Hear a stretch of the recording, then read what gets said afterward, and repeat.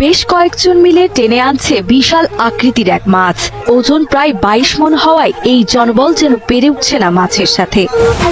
বঙ্গোপসাগরে জেলের জালে ধরা পড়েছে এই 22 মণ ওজনের বিশাল শিং-চোয়াইল শাপলা পাতা মাছ, যা দেখতে রীতিমতো হইচই পড়ে যায় সাগর পাড়ে।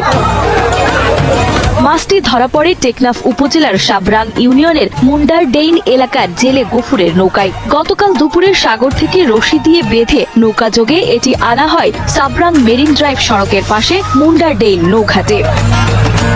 পরে বিরল এই মাছটি স্থানীয় মাছ ব্যবসায়ী সৈয়দ আলমের কাছে 50,000 টাকায় বিক্রি করা হয়। নৌঘাটে আনার পরই মাছটি কেটে সাইজ করে গোদামে নিয়ে যাওয়া হয়। শুকানোর পর চট্টগ্রামের আড়তে বিক্রির জন্য পাঠানোর প্রস্তুতি চলছে।